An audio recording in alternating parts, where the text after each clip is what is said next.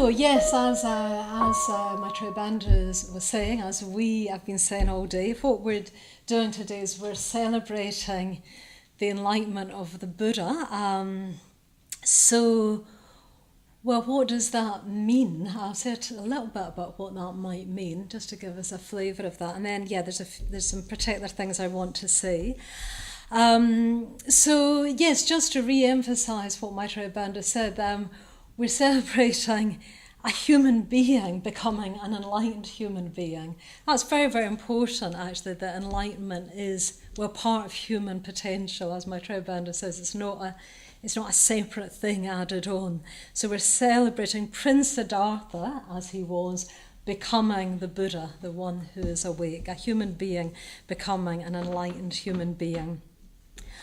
And on this day, we're kind of celebrating a particular event, which is, the real day was a full moon day, which is a few days ago, of the night of the Buddha's enlightenment. There's a whole quest leading up to this particular event that we had earlier with the children's drama. They took us on the quest, so very lovely to see the children from the Sunday school enacting the drama of the Buddha after he went forth from the palace.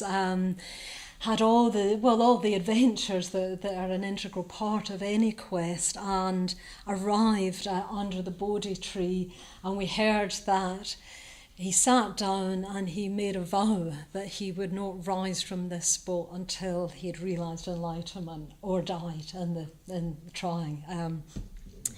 So this is what I want to talk about. The whole of my talk is going to be situated under this Bodhi tree. And I think, although I said there's a whole quest before that, you could also see that what happens under the Bodhi tree is the whole quest as well, actually. If we think of our lives, I mean, this is why we tell the story of the Buddha in the first place. It's because,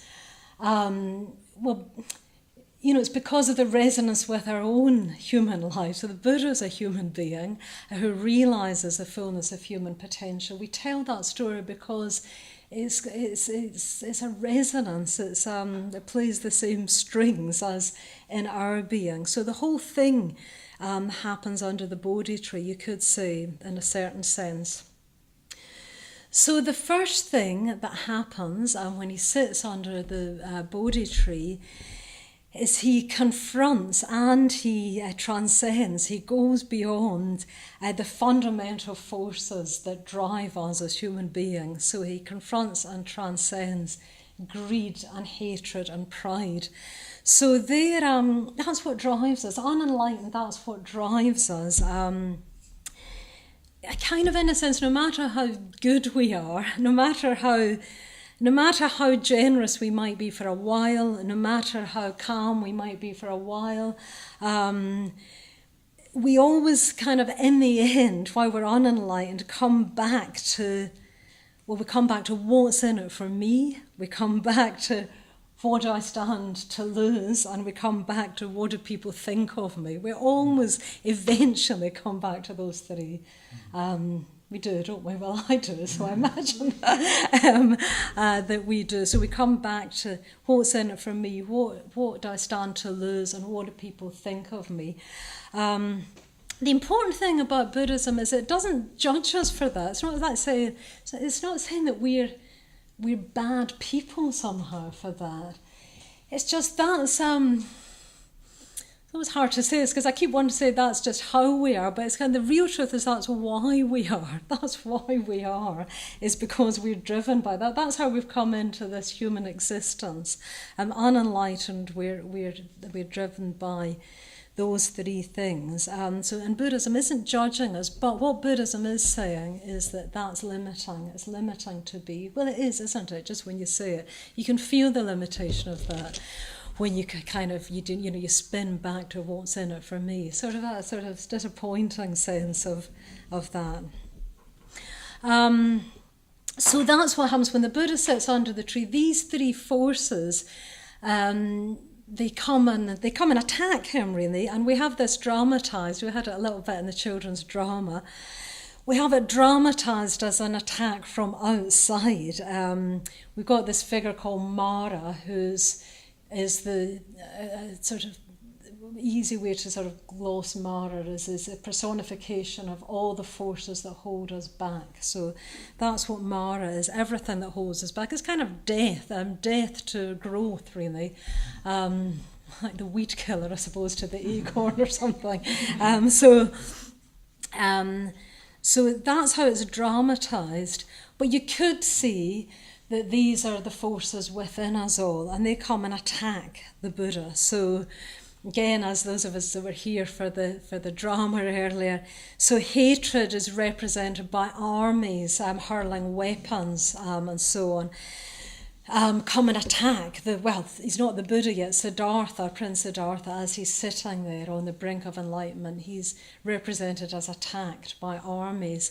And you've got this sort of beautiful, lovely thing of he doesn't fight back, he doesn't fight back, he just sits there. All this is all hurled at him, and as all the weapons touch his aura, they're transformed to flowers that just rain down as offerings. Very, very, very, very beautiful and kind of worth pondering on image. I was thinking the closest thing I've sort of experienced to this, I don't know if you've ever, what it's like when you're like really angry with somebody.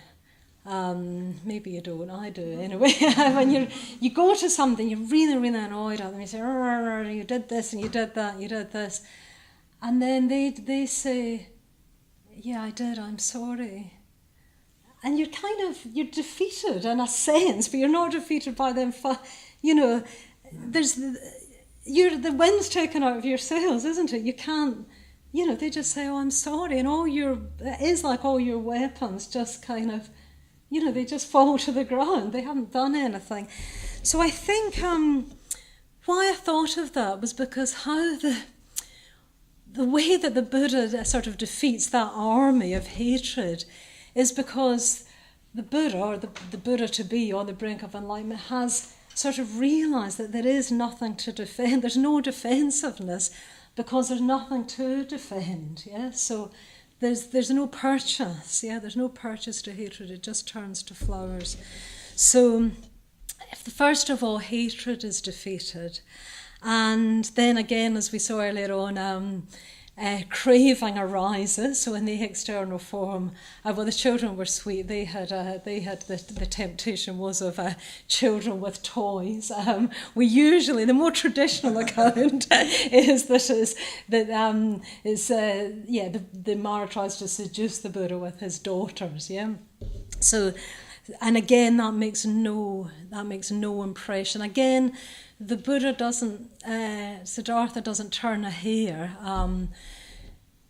and he's just completely unaffected by the temptations represented by these dancing girls. So, you can substitute for dancing girls, whatever might tempt you. And again, you might have had experience of that. Sometimes after a retreat, particularly if you've been on a retreat, just sitting quietly for a week or 2 or 3 or more, you might find, I sometimes find this, if the retreat's gone well, when I step out back into the world, as it were, all the things that usually seduce me just don't have that power anymore. I don't need to resist them, they just don't have that power. I remember a strong instant of this was a friend of mine, Lilamani, some of you will know her, and I think she is, by her own definition, she loves things. She loves everything. She's the most easy person in the world to buy a birthday present for because she just loves everything. She loves cakes. She loves, she just loves everything. So she's very, very, she just likes things. And she was on a 3-month retreat in Spain. And she came back to our community. We lived together. And she said, we came off the retreat and we were in Barcelona and I just didn't want anything. It was amazing, So just that experience of not wanting anything, there was no effort, and her, and the delight. It's a positive mental state, just that not wanting. So Siddhartha is something like that, although much, much more. So craving has no purchase anymore. And then, of course, Mara tries his last trick, and he whispers in Siddhartha's ear, "Who do you think you are?" Again, we have that enacted by the children. Who do you think you are? We usually talk about this as doubt, which it is. Mara's trying to plant the seed of doubt, that self-doubt. It's kind of a form of pride as well. Pride is interesting. Pride. Often we think of pride as when we think we're sort of above ourselves, but it's anything that's self-referential. I remember a little story I often tell. Someone went to see our own teacher, Bhante Sangharachita, and said, meditation, everyone else can meditate. Everybody else is like getting on really well with their meditation, but it's just not working for me, and it's never going to work. And Bhante said, "Oh, what makes you so special?" Yeah, so it's that kind of pride can also be, it's when we self-reference ourselves to think, I'm specially good, but also I'm specially bad in a way, I can't do it. And that's what Mara was trying to see if there was any of that left in the Buddha by saying, "Who do you think you are?" It didn't work, of course. What the Buddha does famously is he touches the earth with his right hand, and the earth goddess rises, and she bears witness on all his practice, traditionally throughout lifetimes, all his skillful, generous, positive actions throughout lifetimes. And so Mara's defeated. The Buddha's called the earth goddess to witness those actions. And again, you've got a bit like Maitreya Bandha was saying with the metaphor of the acorn, you've got that earth goddess showing that enlightenment is natural. If you practice all these perfections over a long time, enlightenment will be the outcome of that. It's implicit in our nature as human beings. It's not automatic. So I suppose that's where it's unlike the acorn in a way, because it's more conscious than the acorn. It's not automatic, but it's completely natural. I think what that earth goddess is showing is that Buddhism's complete and utter faith in human nature. So that all happens. So there you've got a being who is completely free of greed, hatred, and pride for the first time ever in humanity. You've got a being who's completely free of greed, hatred, and pride. It's completely earth-shattering, and we're told in the legendary accounts that the earth does tremble and vibrate. So no human being's ever done that before. It's like a completely new type of consciousness has been born. A consciousness that doesn't circle back to that sort of limitation of, what's in it for me? What have I got to lose? What do people think of me? That kind of tight consciousness is completely free of that. It's kind of it's kind of unimaginable, presumably to us, if we haven't realised it. I certainly am nowhere near it, but it's completely unimaginable. Apart from perhaps every now and then you get a little glimpse of a glimpse, but a new type of consciousness is born. It's like, but that was always there in potential. It's so sort of mysterious, that, isn't it? That we live in a universe where that is possible. So it's like, you can imagine the universe itself wanting to kind of shout with joy for that something that was there in potential has actually been realised. Like the universe knows itself fully for the first time. It's very mysterious, isn't it? It could only be known through a person. It's a bit like, I always think it's a bit like poetry. Like, where was the poem before it was written? It sort of existed in potential, but it had to be made into form to exist. But yeah, we live in a universe where poetry is possible and where Buddhas are possible. So that's all happened. So that's earth-shattering, completely earth-shattering. But what the most important thing that I want to talk about today is that's not the end. Yeah, that's not the end. That's not the end of the experience. What we call enlightenment isn't yet complete at this point.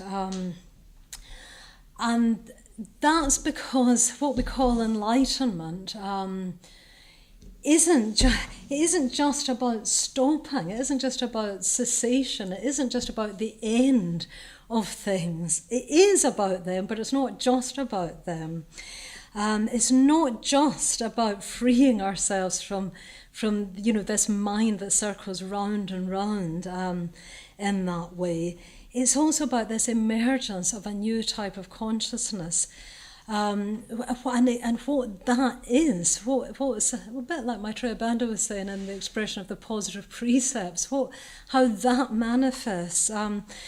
So I want to look at what happened next. And this all happened under the tree. I think that's quite significant as well. The Buddha doesn't just suddenly jump up and go, right, that's it, I'm enlightened, and off he goes. He does eventually go to his friends, as Maitreya Bandha said, but he stays under that tree and more happens. And the more that happens is part of it. So there's two main things that happen. Well, actually, there's quite a lot of things that happen, but there's two that I'm going to focus on. There's quite a few things, but there's two that I'm going to focus on. So the two that I'm going to focus on are the Buddha's. Well, sometimes it's talked about as a thought, but I think it's not. It's more than a thought. It's the Buddha's sense of how am I going to communicate this. So the Buddha, this experience happens, and the Buddha has this. Like, how am I going to communicate this? And even can I communicate this? So that happens. And also the Buddha has, again, you could say a thought, but it's much more than a thought. It's who can I revere? Yeah. So these two things are two things that happen. How am I going to communicate this, and who can I revere? In the traditional accounts, we're told that these are sort of distinct in time. Actually, the who can I revere apparently happens first, and then how can I communicate this happens later on, some weeks later. This whole thing is meant to take 7 weeks. But I think, I've been thinking about this quite a lot recently, and I think they're aspects of the same thing. So although they're told as distinct in time, I think they're the same thing. And I think what that thing is I think,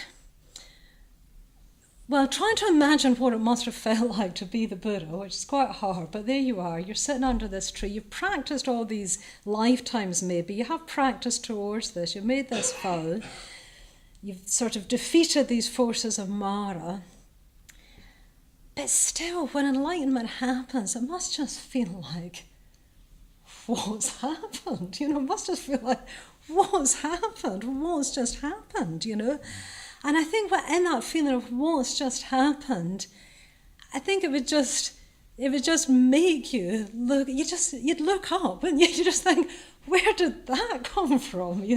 Even though you've been, in a sense, you've been preparing for it and working toward it, there'd still be this like, where did that come from? And then simultaneously it'd be like, how am I ever going to sort of explain this or tell it to anyone? And I think that's kind of part of the same thing. I can only, if I try and think of it in my own life, obviously I can only think of my own life in a much more mundane sort of glimpse of a glimpse kind of way. Actually, I was talking to Maitreya Bandha about this, or he was talking about it, and I was listening rather. And I think the only thing I can compare it to is if when you're trying to do something artistic. I remember I write poems, or try to write them. Anyway, I was trying to write this poem. Actually, it was a poem. It was also a poem from Maitreya Bandha, as it happens. I was trying to write it. You know what it's like if you ever tried to do anything like that, paint or write or or it could be that formally, or even formally artistic. But even if you're trying to find the right words to express something, there's that kind of, I'm never going to get this right, and why do people say this is pleasurable? It's actually like torture, Probably Gus felt like that on the Shrine to 2:30 last night. You're making it, remaking it. And I was trying to, I really wanted to write this poem from Maitreya Bandha. It was important to me to do it. And it was all wouldn't work. And then I just thought, I'm going to just try this thing my writing teacher said. I was kind of thinking, I don't think it'll work, but I'll just try it. And I tried it. And then suddenly, it was a poem. And I suddenly thought, oh my God, there it is. So it was that, where did that come from? And also, it wasn't exactly I won't be able to tell him, but I won't be able to do it again. And I think that's just quite right, because in a sense, it wasn't me who did it, and it wasn't even my writing teacher who did it. It was a kind of mixture of, I'd learned something from the teacher. I really, had a heartfelt wish to do this poem from Maitreya Bandha. I'd tried all week to do it. And then suddenly something just happens. It simultaneously got, that looking up, where did that come from? And also, gosh, I don't think I'd be able to describe how I did that if anyone asked me at the same time. So I think that's why I think these two incidents of the Buddha thinking, who am I going to revere and how am I going to communicate this, they're like part of the same thing. I think they're exactly symmetrical. Like one's kind of looking up and one's, when I'm going to say looking down, I don't mean that in any sort of pejorative way. I mean, it's what we've later come to call the Buddha's compassion. It's interesting. Later on in Buddhism, where the whole teaching of bodhisattvas developed, as the bodhisattva Avalokiteshvara, a name for him is the Lord who looks down. So you look down in compassion and you kind of look up in reverence. So I think they're kind of exactly symmetrical. These two. I call them incidents. It's not even right to call them incidents, but just call them that. And I think the significance is that the truth that's discovered, the Dharma as we call it, doesn't stop with a person. I said the Buddha is a human being, but it doesn't stop with a person, and it doesn't start with a person. Even for a Buddha, it doesn't stop with the Buddha. There's this sort of looking down and compassion. And even for a Buddha, it doesn't start with the Buddha. To think either of those would be it wouldn't be the Dharma anymore. It would completely, it would just make it into something else that wasn't the Dharma. So it doesn't stop with the Dharma. If it really is the Dharma, it doesn't stop with you and it doesn't start with you, even for a Buddha. So the Buddha, in the terms of the story, the Buddha kind of resolves these things. So in terms of the teaching, he does think of people he can teach. He does realise that he will be able to teach. And as Maitreya Bandha said, actually it's quite good you said that, because I'm not going to say that, but he goes to his friends teaches his friends. What I'm going to talk about for the rest of this talk is this instinct to look up, and where that's related in the Buddhist scriptures is in a sutta called the Gaurava Sutta, and that's what I want to explore. So this is actually, it's actually written down, as I say, in a sutta or a discourse. So Gaurava, the word Gaurava means reverence and respect. So that's the most common translation of it. Bhante, our teacher, Bhante Sangharakshita, he puts a bit more onto it. He says it's got admiration and wonder. So again, you've got that looking up. And here's an interesting thing. Bhante says. He says it's delight in the fact that there exists or existed others superior to oneself in creative ability or spiritual attainment. So that's interesting, isn't it? Delight in the fact that there exists or existed others superior to oneself in creative ability or spiritual attainment. I thought that was quite interesting because because I don't always feel that in relation basically to people that, well, basically saying to people that are better than you. I don't always feel that. In a less than positive mental state, I don't always feel delight in that there exists others that are superior to me in a creative ability or spiritual attainment or anything at all for that matter. So I think in my... I think the exact opposite of that's jealousy. I don't these days feel out and out jealousy so much, although it's not unknown to me, and I certainly have felt it in the past. What I more often feel is, well, I think Harold Bloom, I don't know if he was the first to call it the anxiety of influence. Yeah, so in relation to people that I know or suspect are superior to me, I feel a sort of anxiety of influence. I feel like I'm going to be shown up. You know, if I'm teaching, say at the centre, I feel, I wish they weren't there because I kind of, it's making me anxious to have someone who's better than me sort of there. Do people know that? Am I? Well, good. I'm glad. I was reassured to know you're not the only one. So I think that's the sort of anxiety of influence. So, I have recently experienced though the opposite of that. It was when I was on retreat. Recently, I experienced the opposite of that. I experienced something more like what Bhante said, and I guess I was in a more positive mental state. It's interesting, you don't always know you're in a positive mental state, or a negative one for that matter, till something happens, don't you? So I think this little incident that happened probably meant that I was in a positive mental state, presumably because I was on retreat. I was co-leading a retreat, and I realised that the person I was co-leading it with was in fact superior to myself in both creative ability, and the fact they were a better teacher, and in spiritual attainment. I felt that they knew the Dharma better than me, and they were better at teaching it. And I was delighted. I just realised I felt delighted. And I felt delighted in 3 different ways. That the first 2 are easy and the third's a bit more difficult to explain. So I was just happy. I thought, this is great. I'm learning from this person. So that was quite simple. I was delighted to have been learning, just to have been taught. I felt delighted that I was being positively challenged because I was also teaching on this retreat, and it stretched me in a way that was actually pleasurable. I thought, okay, Subhadramati, you could rise to this, so I was positively challenged. But I think the third thing was a bit more like what Bhante's getting at. I don't know if I'm quite going to be able to put it into words because it was quite subtle.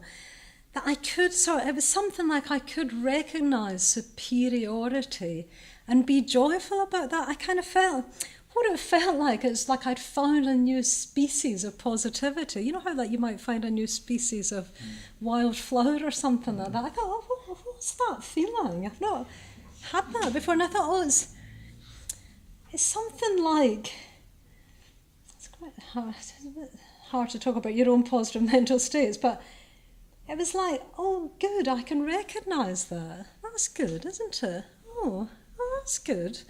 So something about the very fact of being able to recognise it just felt pleasurable. So I think that's maybe what Garavar is. It's the delight in the fact that actually, just in the sheer existence, that there are people that are better than oneself, and that you can recognise it. Do you see what I mean? And that you can recognise it is a positive thing in itself. So that's what Garavar is getting at. this reverence and respect, but it's a bit more subtle than that. So interestingly enough, in the sutta, the key thing that the Buddha says, because he is the Buddha by now, he's a fully enlightened human being, and he says to himself, it's painful to live without honouring and respecting anyone. Yeah? So the Buddha says, who am I going to look up to? There's this instinct to look up. But he's saying, who am I going to look up to? Because it's painful to live without honour and respecting anyone. So I thought that's an interesting question to ponder. Do we think that's true for a start? So we'll leave aside the fact that he's the Buddha and what that means, but is it even true for us? I'll come back to the fact that he's the Buddha later. But is it true that it's painful to live without honour and respecting anyone? I mean, I don't know. Do we think it is? We might kind of go, well, fine actually. Do you know what I mean? I'm fine. I don't need to honour and respect anyone. I don't feel it as painful. And I think what might help us here, I'm going to just give us a little bit of Dharma teaching kind of definition. In the traditionally Buddhism talks about 3 kinds of pain or 3 kinds of suffering. This might get us closer to what the Buddha meant. So there's so if it's suffering to live without honouring and respecting anyone, what can that mean? So the 3 kinds of suffering are the kind of suffering that's suffering. So that's like, just the suffering of like, well, I've got backache just now. It's the suffering of you've got backache when you don't want, well, I suppose no one wants to have it. The suffering of loss, you lose someone or someone particularly that you really love. They die, they leave you. There's that kind of very direct suffering. There's also what's called it's called suffering by way of transformation. It's what it means is that you're perfectly happy at the moment, but you actually know that the things that make you happy are not going to last, which actually is everything in this mundane world. So you become aware that your relationship to the thing of pleasure can't last. I remember talking to my sister, my youngest sister, and I asked her, why were we talking about this? It sounds like a very deep and meaningful talk. We were talking about when we first became aware of our own mortality. And she said she became aware of her own mortality at the moment when her son was born. She said that was the moment when I realised life was finite.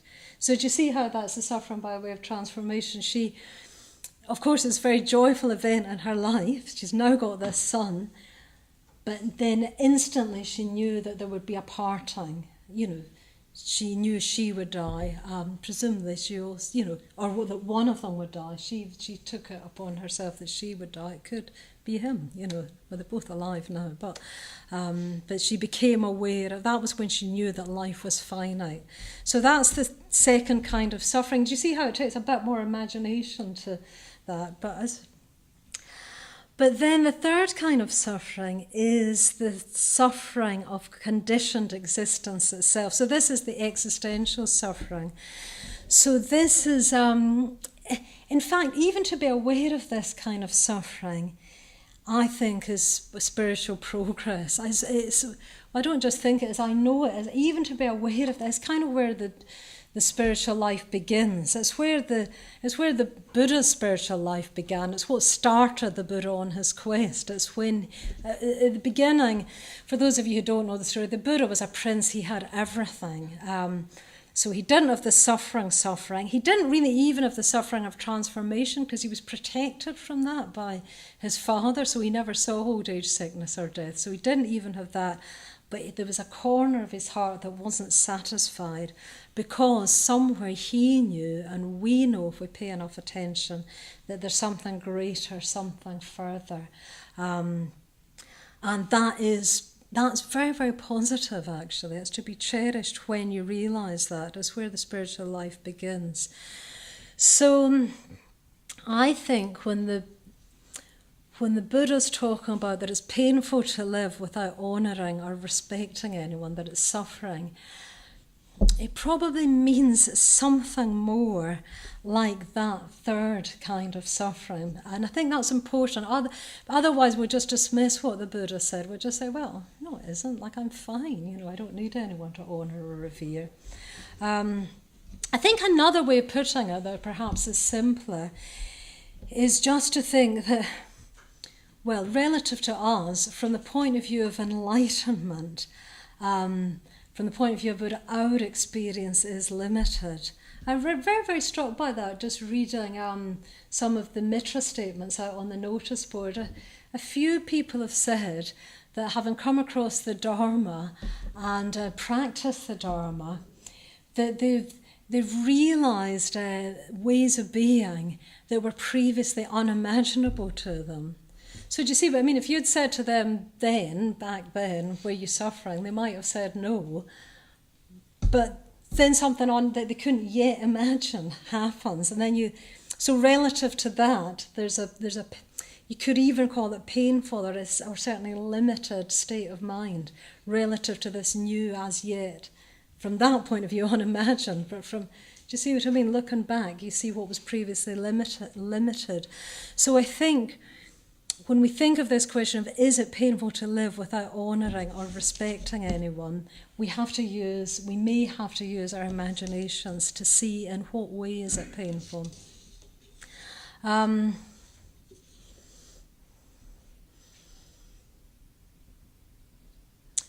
So, be that as it may, in this Garva Sutta, the Buddha is quite clearly taking it for granted, if you can say such a thing of a Buddha, that a sense of reverence is essential, yeah, and that the sense of reverence increases spiritual qualities.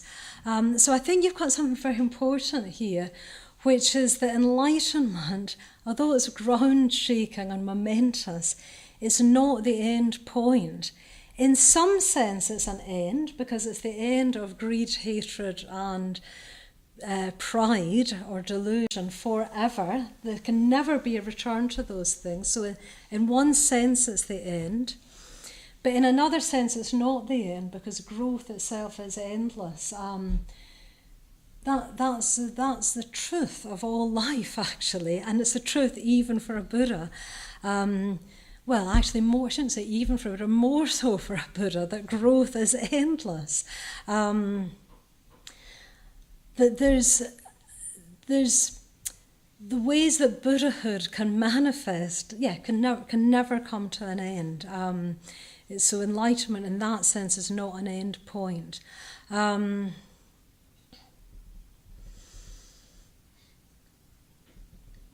So the point here is that this garva, this reverence, this worship is an enlightened quality. Even a Buddha wanted someone to look up to. It's very, very interesting that he looked for someone. Now, the Buddha didn't find someone because by the time of being a Buddha, he was the highest being. So he didn't find someone. So he revered and relied on the truth itself, the Dharma itself, that in the universe that makes Buddhahood possible. But I think the key thing is that he started by looking for someone. So for us, as long as we think we're not the highest being in the universe, it's going to be someone, and that would only be if you were a Buddha. It's going to be someone. So this garva, this reverence, this worship is an enlightened quality. So what that means is that the greater place we can give that in our lives, then the more we're moving towards enlightenment. Everything we call Dharma practice, meditation, practicing generosity, kindness, truthfulness, contentment, and so on, everything we call Dharma practice is simply the way an enlightened being would naturally act. Yeah? So an enlightened being doesn't have to practice these things anymore. They're just they're just the outpouring of enlightenment itself. They're just completely natural for an enlightened being. As we practice them, our own being has changed, our consciousness is modified, and we move more towards that enlightened state of being. So what I'm emphasizing in this talk is this practice of Gaurava, of reverence, of worship itself. It's an enlightened quality.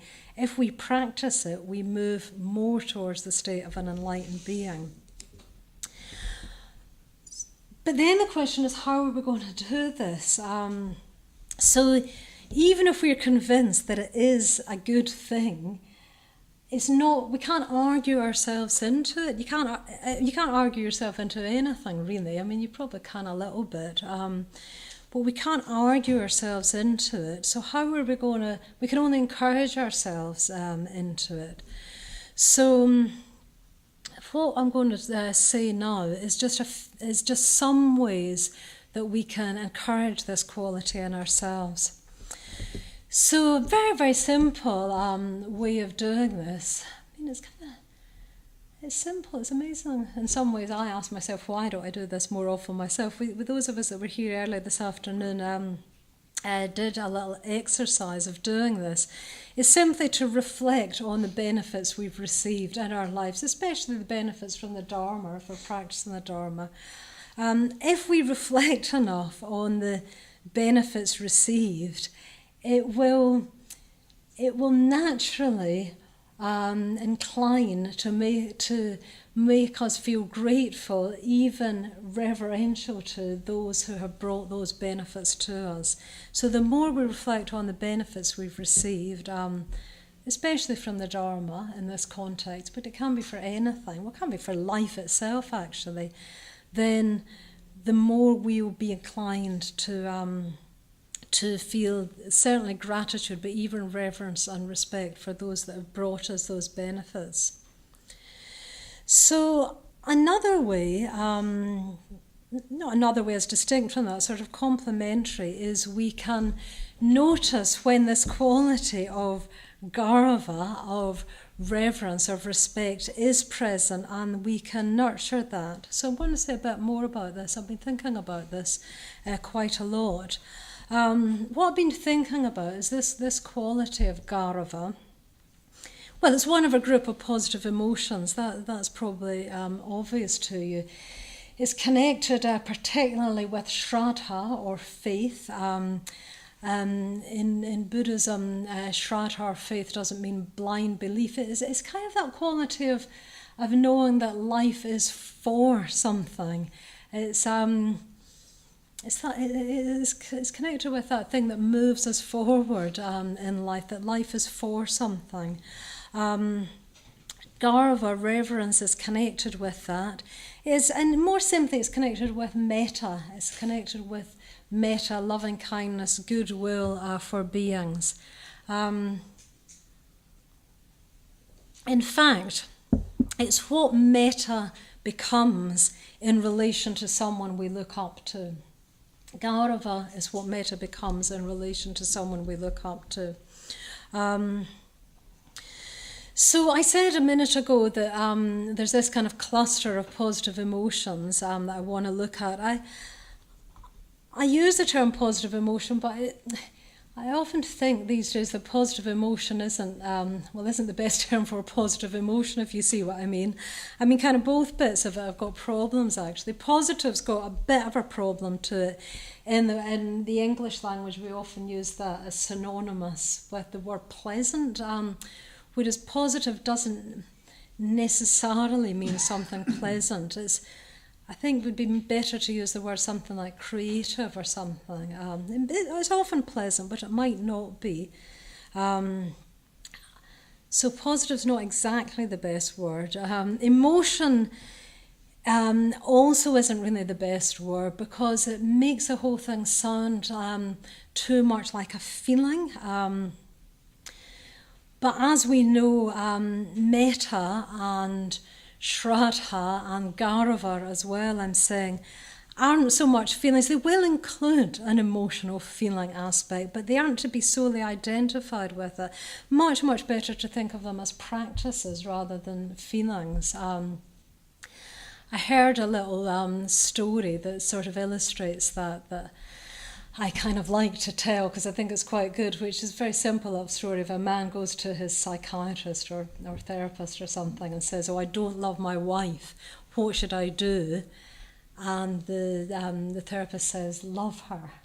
And he says, "But I don't love her." And the therapist says, "Well, love her." And he says, "But I don't love her." And he says, "Well, love her." And eventually the sort of penny drops that love is an action, it's a volition. It's not something you've got or not got, it's something you actually do. So love or metta is a practice. So is shraddha, and so is this quality of garva or reverence, this looking up to. And because it's a practice, and not simply a feeling, we can talk about it in three aspects. Again, we can talk about all these so-called positive emotions in three ways. I'm more and more thinking that is very, very useful to think of all positive emotion in three ways, so that we don't over-identify them with the sort of feeling, emotional bit. There is an emotional bit present, but there's also a cognitive aspect, and there's also a volitional aspect. I was very struck by this in terms of metta or love. A few weeks ago, I was up staying with another one of my sisters. I've got quite a lot of them. I was staying with another one of my sisters, and her partner. And their boys, they've got two boys, and both the boys are just are teenagers now. And the youngest one, Jack, he's probably not listening to this, so I'm probably allowed to say he's 14. Anyway, his favourite Saturday afternoon activity has become going to the local shopping centre, and how they get hold of the cider, I don't know, but they have ways, as I'm sure they do. And well, he said he only drank half the bottle and threw the rest away, but we didn't totally know whether to believe him on that. Anyway, he come back home, he'd been at the shopping centre, he'd been drinking his cider. Anyway, he came home and he got in the shower, and we were watching a movie, and he was singing in the shower, and then we were watching the movie, and then suddenly we thought, it's gone a bit quiet, and the door was still locked, the shower was still going, and my sister's partner had to unlock the door from the anyway, he'd fallen asleep in the shower. The shower's still going, and anyway, they took him to bed. And we carried on watching the movie, but what I noticed was for the whole rest of the evening, every 15 minutes, one of the two of them just went up to check he was okay. I'm sure any of you who are parents would have done the same. And I thought, now to tell you the truth, they're probably not feeling great gushes of love at this moment. They're probably feeling a bit annoyed, perhaps even a bit despairing, a bit worried, like, what have we done wrong, sort of thing. If I see some people nodding. But do you see how they weren't feeling this, although they weren't feeling this big rush, their action is love, Every 15 minutes they're going up, they're checking. I mean, I'm sure most parents would do the same. So I think that's really important to remember this. I think in some ways, maybe this is the most important thing I want to try and communicate, because I think this is really, if we're trying to identify, it's really important, if we're trying to identify where metta, where shraddha, even where garva, even reverence is present in us, and because if we can identify that, we can nurture it. So it might not be a big gush of feeling. It might be. We might think of the person who's taught us the Dharma, for example, and we might want to prostrate at their feet. We might, I do actually, but it might not express itself in that way. I was thinking again of another friend of mine. an order member. Actually, it was a person who taught me to meditate. And we both come from the same part of Scotland. But I'm Catholic and he's Protestant.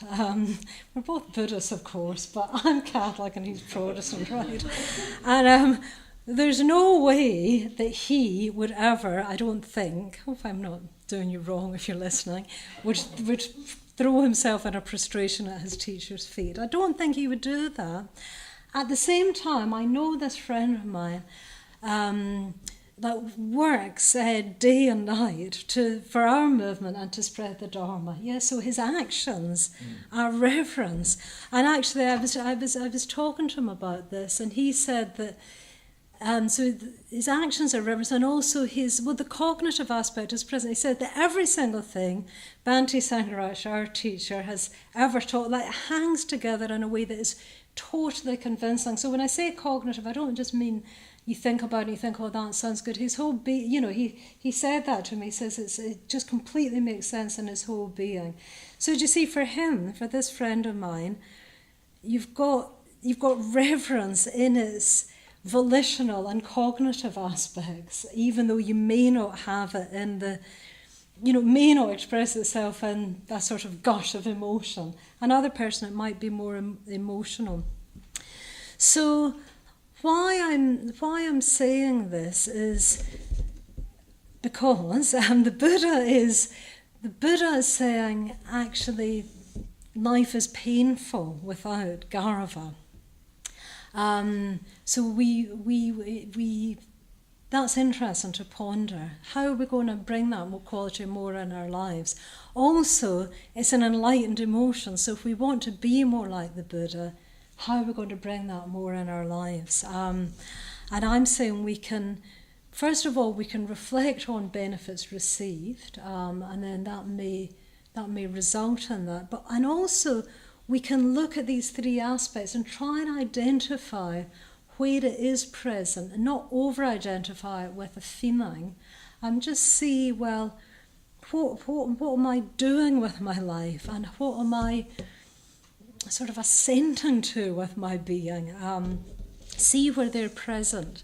The third thing we can do is another simple one, which is simply to spend time with people who have access to that, to gratitude and reverence. I particularly remember when I went to India on a pilgrimage to Bodh Gaya, and was with all the Indian order members. So a third of our Triratna Buddhist order are Indian, so a huge sort of movement in India. And it does seem like all the Indian order members and mitras and friends seem to have a more straightforward, easy access to devotion. And I tell you, it's catching. It's catching. I certainly found that. I certainly felt like being there just for a week or two. I came back with that increased in myself. So spend time with people who are in touch with it, and kind of let them be in touch with it. It's so easy to be cynical, isn't it, in this day and age? Let them be in touch with it, and let yourself be infected by it, as it were. So that's three ways that we can cultivate this quality that the Buddha was in touch with under the Bodhi tree. Finally, I want to talk about the relationship with Garava and blessings. Sort of follows on from what I was saying before. So, a very lovely little story a friend of mine told me earlier this year. My friend Holly, who some of you know, she was on retreat at Christmas time. And she was on retreat at Adhisthana. Now, Adhisthana is a retreat centre, and it's also where our teacher lives. And he is very old now. He's 91, and actually he's in very good health at the moment. But at Christmas he was in very poor health, and he got rushed off to hospital in the middle of the night with pneumonia and we thought he might die, and he thought he might die, but he didn't die. He survived, but there was a time when it looked like he might die. Now, Holly, my friend, had been hoping to visit him. She just wanted to go and spend a few minutes with him, expressing her gratitude, but she couldn't go because he was ill. He was in hospital. So what she did was, every day she came forward to the shrine and she touched her head to the ground in front of a photograph of her teacher in gratitude. And what she said really struck me. She said that as she did that, she said the whole of the Dharma opened up. So in that simple gesture of touching her head to the ground of her teacher, she said the whole Dharma took on new meaning. So that's quite mysterious, isn't it? What actually is happening there? And I'm probably not going to be able to actually explain it, but I can just give you some little hints of what might have been happening. There's an ancient teacher called Milarepa, ancient Tibetan teacher you might have heard of, and he said this thing. He said, if you look on them with eyes of faith, you will receive a rain of blessings. If you look on them with eyes of faith, you will receive a rain of blessings. So that's rather lovely, isn't it? And I think that was what Holly was experiencing.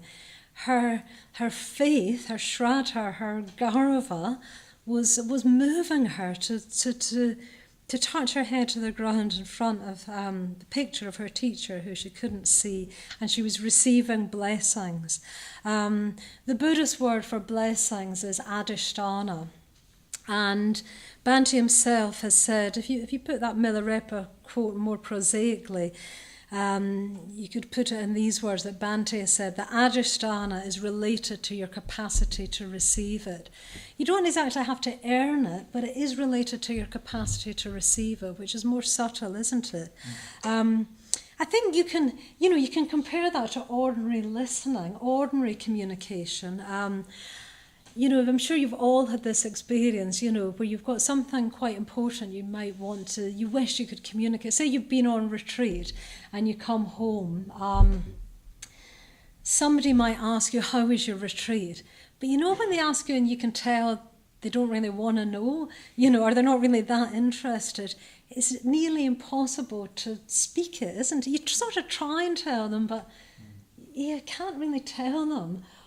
But another person asks you and they really mean it, you don't just tell them, but you sort of tell them more than you even knew you had to tell. The better they listen, the more you tell. And you're sort of telling them, but you're sort of telling yourself. It's more is emerging by the quality of their listening. Do people know that experience? So I think this thing that Bhante says, adhisthana, is related to your capacity to receive it, and more poetically put by Milarepa, if you look on them with eyes of faith, you will receive a rain of blessings. Is that same principle, but towards someone that you look up to.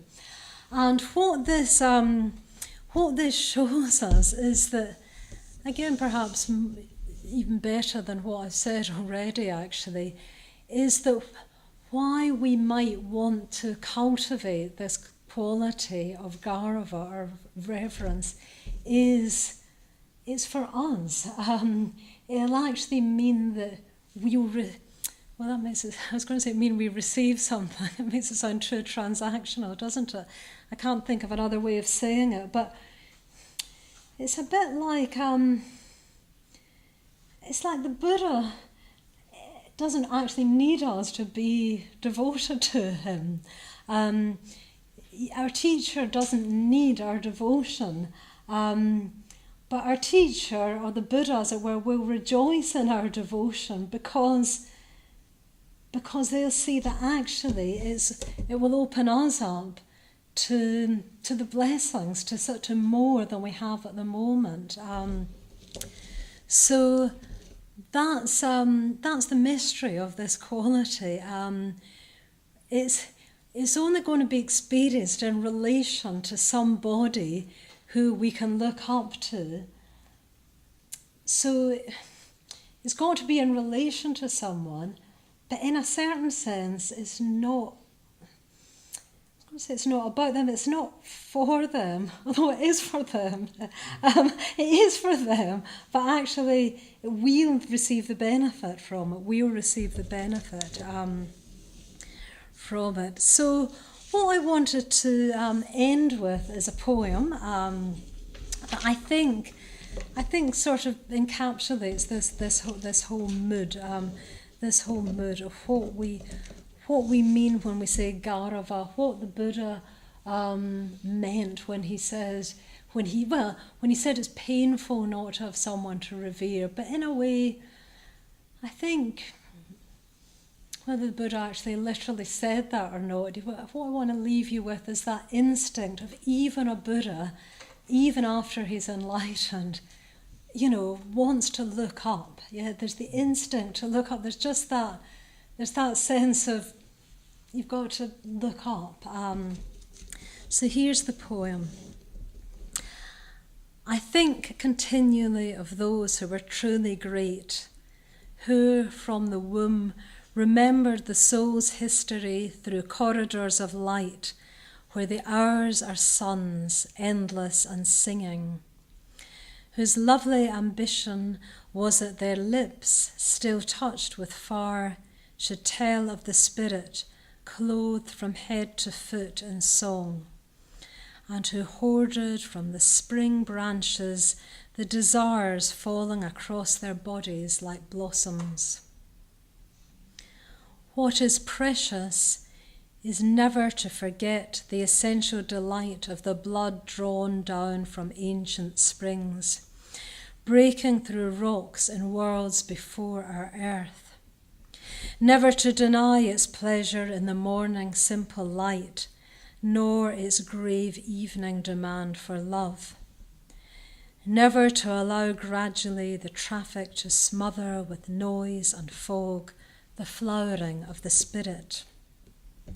Near the snow, near the sun, in the highest fields, see how these names are fated by the waving grass and by the streamers of white cloud and whispers of wind in the listening sky. The names of those who in their lives fought for life, who wore at their hearts the fire centre. Born of the sun, they travelled a short while toward the sun and left the vivid air signed with their honour. Thank you.